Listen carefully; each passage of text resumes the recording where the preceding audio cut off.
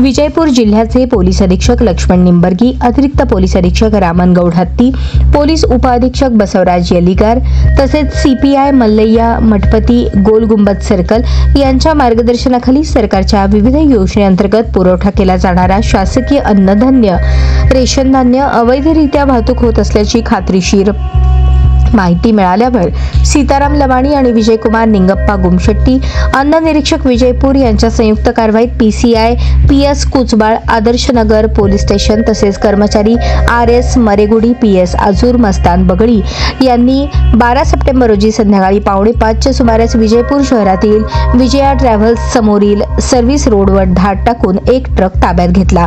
ट्रकमध्ये शासकीय वाटपासाठी असलेले अन्नधान्य अवैधरित्या वाहून नेले जात होते। या प्रकरणी गजानन बिरप्पा मकाळे वय 31 व्यवसाय चालक राहणार आजूर तालुका अथणी जिल्हा बेळगाव, मारुती दोडमणी राहणार गणेशवाडी अथणी, इक्बाल तहसीलदार राहणार आझाद नगर बेळगाव यांना अटक करण्यात आली। यापैकी आरोपी क्रमांक 1 चालक याने पोलीस तपासात सांगितले की आरोपी क्रमांक 2 व 3 यांनी त्याला विजयपूरमधील एफसीआय रेल्वे गुड्स शेडमधून अन्नधान्य आणण्यास सांगितले होते। त्यांच्याकडे या शासकीय धान्याची वाहतूक करण्याचा कोणताही अधिकृत परवाना नव्हता।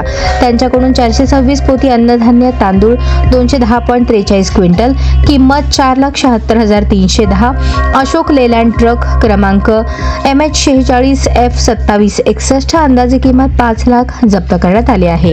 या घटनेबाबत आदर्श नगर पोलीस ठाण्यात गुन्हा नोंदवण्यात आला असून आवश्यक वस्तू कायदा 1955 चे कलम 3 सह कलम 7 अंतर्गत कारवाई करण्यात आली आहे।